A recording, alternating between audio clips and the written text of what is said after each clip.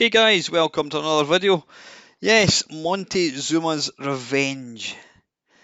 I think that's actually a medical condition, but anyway, video game time. Yeah, Montezuma's Revenge, according to Wikipedia, is a 1984 platform game released for the Atari 8-bit family, Atari 2600, Atari 5200, Apple II, Colecovision, Commodore 64, IBM PC, and ZX Spectrum. Yeah, there you go. The game's title references a colloquial expression for diarrhea contracted while visiting Mexico. There you go. Every day's a school day. Now, apparently, Montezuma's Revenge is an early example of the Metroidvania genre. The player controls a character called Panama Joe, aka Pedro, and moving him from room to room in the labyrinth underground pyramid of the 16th century Aztec temple of Emperor Montezuma. Right, anyway, enough of the description. Let's take a look at the very first version. Right, okay, kicking things off is the Apple II. It looks like a spider when it's been killed. Look at it, the way it's kind of moving about. Now, I'll be honest, I didn't actually realise there was quite as many versions of this game. I actually thought there was only two. I thought there was one for the C64 and one for the Atari 800. And it was one of the guys that watches my channel that mentioned and says, why don't you do this one? And yeah, when I kind of checked Wikipedia, I was quite surprised to see there was as many.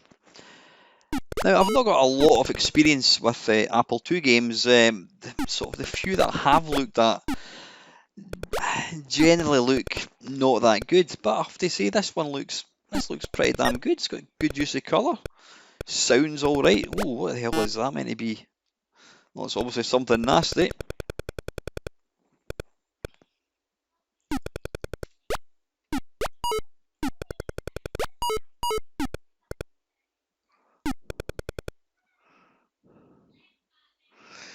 Now, your wee guy in this one looks, he looks less like a Mexican and more like somebody with a bowler hat that would appear in one of these god-awful Saturday night cabaret things on BBC One back in the 70s. You're probably thinking, what the hell is he talking about? And you'd be absolutely right.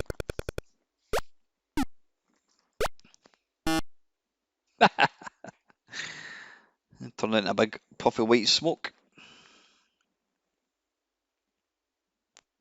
It's actually surprising just how many games were released for the Apple. The Apple II. When you think of Apple, I always just think of like school. That was the very first computer that I ever saw. You never actually realise that there was as many games. I don't know what that's meant to be. It looks kind of corrupted, whatever it is. Some radioactive nettle, possibly.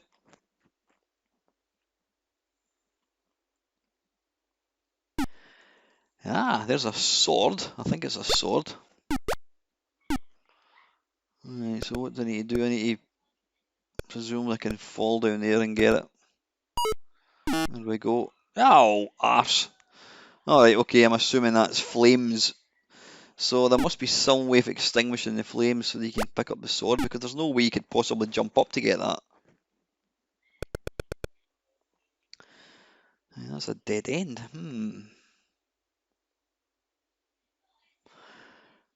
To quote Haircut 100, where do we go from here? Is it down to the lake I fear?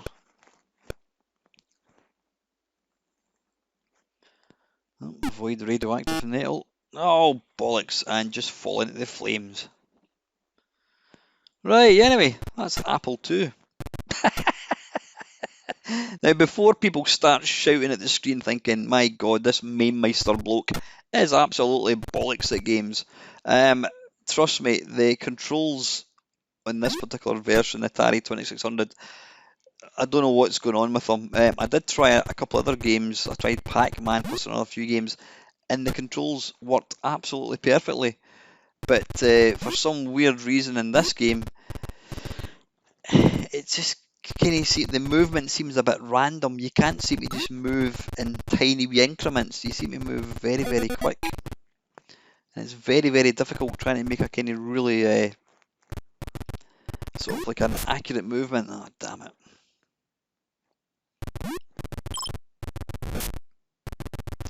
Ah, that'll be some kind of laser door, presumably. Oh, come on. No, I didn't even touch the joystick there. That's weird.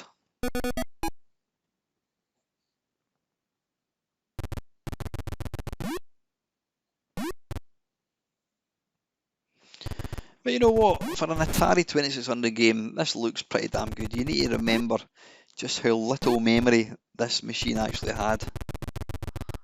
So, you know, the fact that you're even getting a game that even remotely resembles other versions, you know, you're doing pretty well.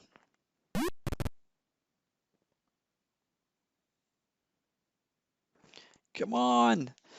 There's definitely something up with the controls. Yeah, when you move up and down, you've got to kind of keep pressing up. I don't mean just hold it up, you've actually got to keep pressing up, sort of tapping it in the up and down position. Oh, apart from there, it seemed to work alright, but look, there we go. That's weird. Yeah, this one is obviously, it's obviously a slight kind of cut down version, a sort of more simplistic looking version, certainly compared to the Apple II, but you know, it plays, well, I'm saying it plays well, I'm sure it plays absolutely fine if you were using proper hardware. Right, we'll try once more. But it's nippy. Hey, there we go. Right, over here. Let's wait for him. There we go. Oh, come on. No way.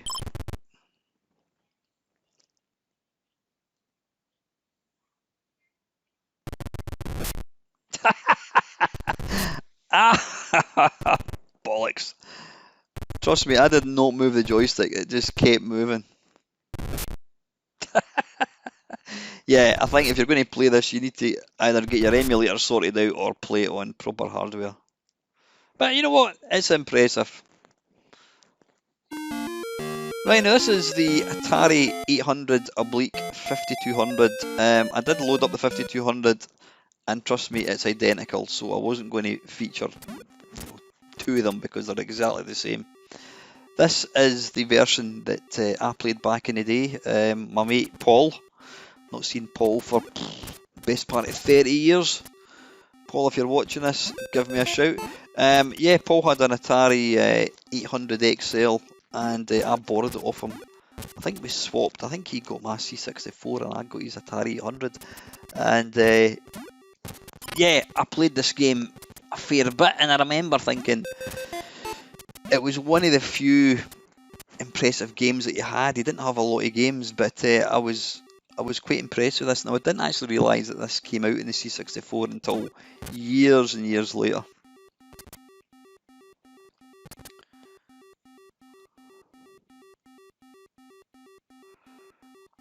I don't know how you're supposed to get that sword. I've really no idea. Ah, there we go. I thought that was a dead end, actually. Oh, jump over the snake, get the jewel, and then leg it down. Oh, bollocks. Oh, come here. Wait a minute. How am I going to get down there? Is he going to disappear? No, he's not. He's coming back. Yeah, I mentioned this in was it a Friday Waffle a few weeks ago? I can't remember. I think it was somebody asked me if I could go back in time, would I have still picked the C64? If money was no object, would I have still wanted to have a C64 back in the day, or would I've gone for a Spectrum, an Amstrad, whatever? And yeah, I'm a massive fan of the Atari, but the slight downside to it is, and you can see it there, is your main character is like multicoloured, but a lot of the baddies are all single coloured. I mean, that skull's kind of pulsating sort of, I don't know, yellow and white, whatever it is. But yeah, you'll notice most of the baddies are just kind of monochrome, so that's just a slight, even the bat, it's just grey. That's a slight downside to the Atari. It does have awesome colour, but for some weird reason, I'm saying some weird reason, it's always a technical reason, but it just, what the hell happened here? Ah, bollocks. Avoid the bats, obviously.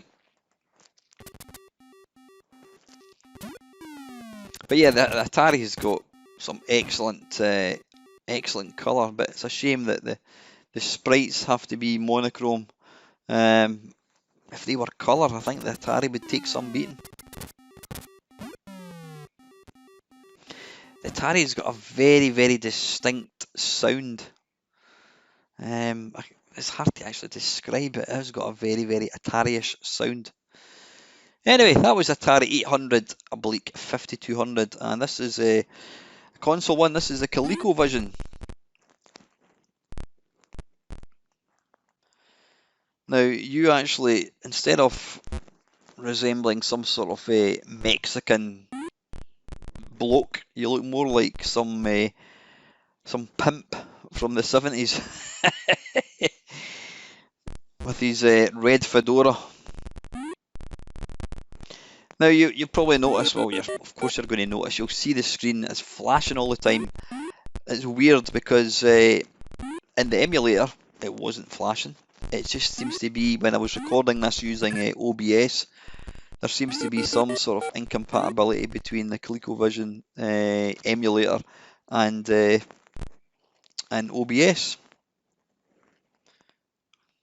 Every time I say OBS, I always think, OBS, you're my only help. Star Wars. OBS Kenobi. Yeah, that would annoy the hell out of me if it was doing that all the time, but trust me, it didn't do that in the emulator. And I would imagine it wouldn't flash in the real hardware either.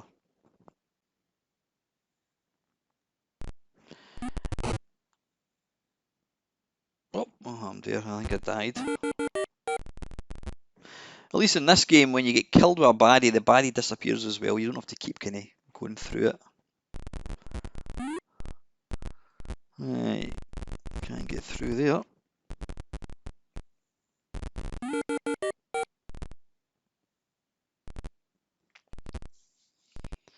ColecoVision's got I don't know what, colour-wise, I don't know how many it has, but the ColecoVision has got quite a distinctive colour palette. It's not a very bright colour palette, it's quite dull looking. God, that bloody skull's moving at a fair rate of licks. Oh, bollocks. Right, okay. That's a ColecoVision. ColecoVision. Colecovision. Right, C64 one. Now, I never played this until, I don't know, probably 3-4 years ago.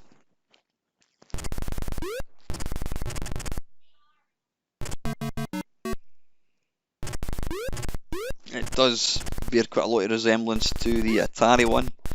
Well, if I'm being completely blunt, I think I prefer the Atari main sprite.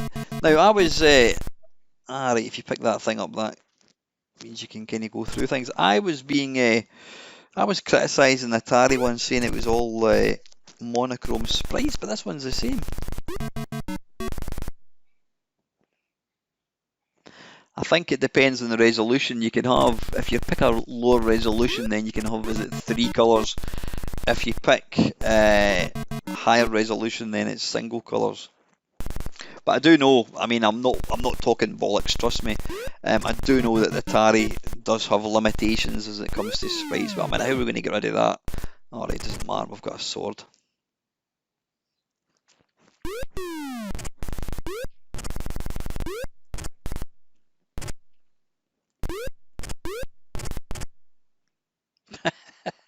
I'm trying to figure out what you're meant to be when you die. You look like, I don't know, you look like some sort of alien.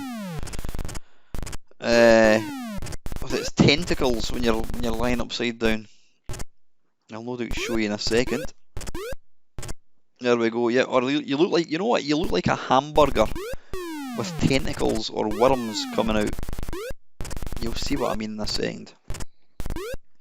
Think hamburger with 2 worms.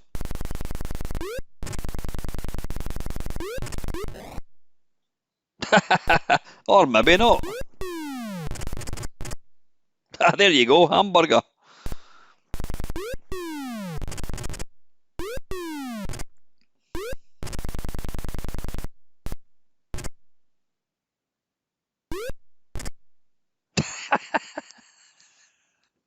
Right, enough of that one. That's the C64. Right, this is the PC DOS one.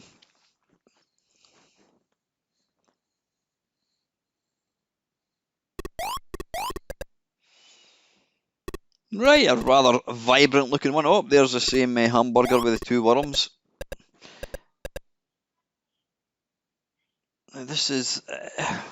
This game didn't come out for the Amstrad, but I think if it did come out for the Amstrad, this is what it would look like. Again, the wee guy looks like a pimp. This time he's got a rather fetching yellow fedora. Ah, bollocks. Ah, bonus point for this one. Look, the snake's got a glowing nose.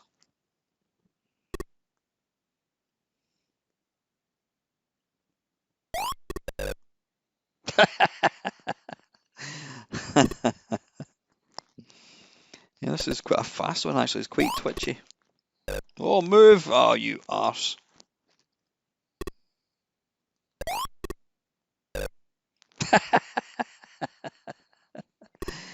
He never learns, does he? There we go, we're good now.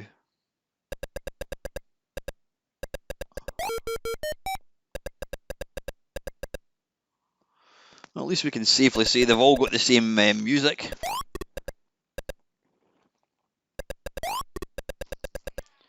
Come on, we want to get down. Come on, move! I'll do it. Oof, look at that. I've got the Usain Bolt of skulls. Yep, that snake is definitely multicoloured.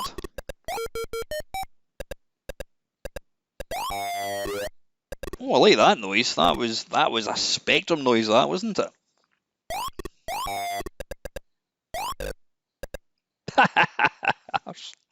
Right, PC DOS one. Couple more to go.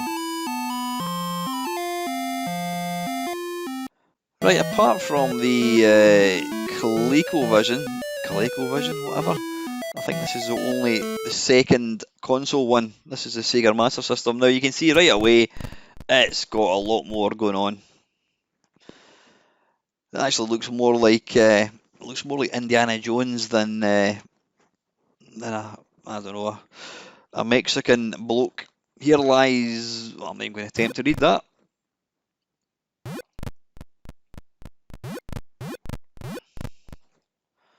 Ah, there we go. Now, I know we've just seen the PC one, but if this game was released for the PC in 1995, I think this is kind of what it would have looked like.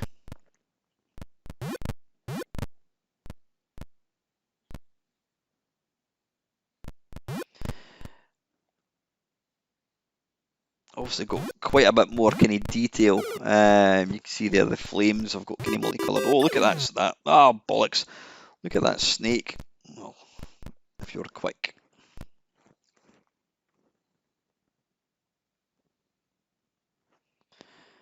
Yeah, there is a lot more. What do you call it? Detail. But then you know what? You would expect that. I mean, because this game was probably, other versions would have probably been about, I don't know, $9.99. Ah, there was a Coleco. Yeah, the Colecovision. I don't know what that was. 30 quid or something, and I'm sure this would have been the same. So this is probably about 3 times the price of an 8-bit computer one.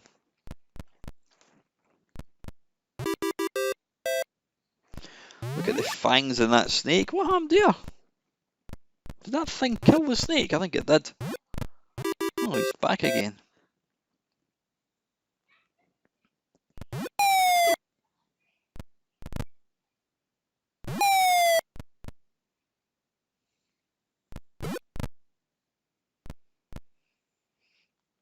I mean, it looks the part, it plays the part. I don't know.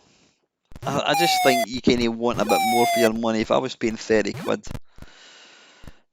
it doesn't really look much more than an 8-bit machine.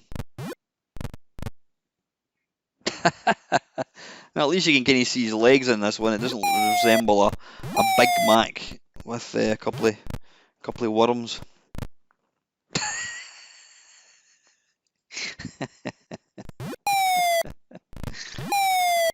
Trust me, after you've played about 19 versions of the same game, you start to your interest starts to wane. So yeah, that's the Sega Master System. Right, this is the very last one. Now, if I remember rightly, whoever it was, I can't remember who it was, who asked me to do this, they actually said that this version was diabolical. Now this is called, I can't even remember what this is called. This is not called Montezuma's Revenge. It's called something completely different. Well, it's not called that. It's called something completely different, if you know what I mean. Yeah, this just looks like a Spectrum, doesn't it? It really does. Now you appear to be playing, I don't know, what the hell are you? Some little fat bloke with no arms. He looks like he's got some kind of construction helmet on. You can see there the graphics are absolutely tiny. Look at the tiny little skull. And it also plays a lot slower. But you know what? I would almost say that's making it more playable.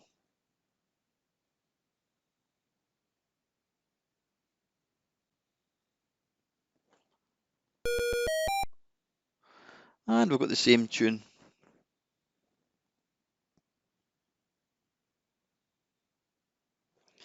Can we get up there? Yes, you certainly can.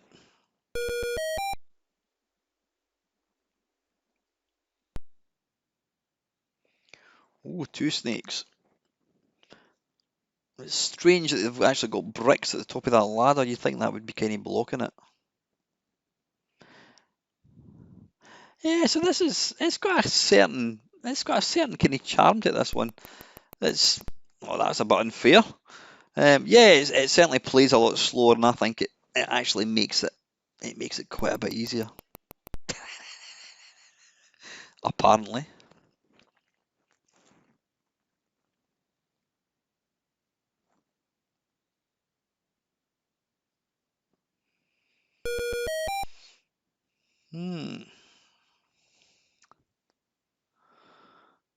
Well, we need to jump on that white platform thing, I think, do we?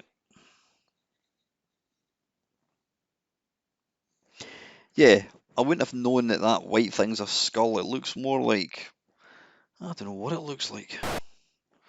A ball of wool or something? I have no idea.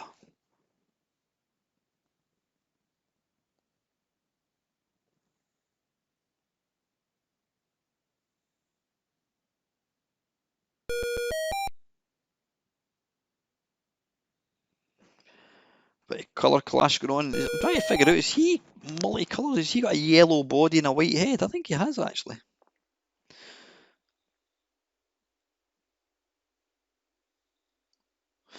Actually, you know what? Looking at this, it doesn't look too much unlike Monty on the Run, which isn't a bad thing at all. Anyway, that's the Spectrum one. So to summarise, I'm trying to do this from memory. What ones have we got? Let me have a quick wee look. Right, we have got the Apple II. The Apple II one does look really nice. It plays well. It's got decent graphics. Sound is minimal. I mean, I think it's fair to say the sound is minimal in virtually all of them. The Atari 2600 one, it's a kind of budget version, not in cost, however. That's another console one, actually, isn't it? Yeah, I mean, it looks all right. It's a kind of cut down version, which you would expect on Atari 2600. The Atari 800, that's one I remember. It looks nice. It plays really nice. The what else have we got? We've got the Commodore 64 one. Not too dissimilar from the Atari 800 one, if I can recall. It does look very, very similar. Colecovision one, again, it looks all right. It looks all right, quite colourful. It plays fine. Then what else have we got? We've got the DOS one, and that's not bad. The DOS one actually plays fairly well. You've got the Master System one, which, it does look the nicest, but I think it's kind of lost a bit of the charm. I think the charm is in the 8-bit graphics. And the last one is the Spectrum one, which 100% looks the worst. Playability wise, I would probably say it's the easiest one. I certainly got further than that one. So yeah, I think if I was going to suggest to somebody if you want to play this game, what one would you go for?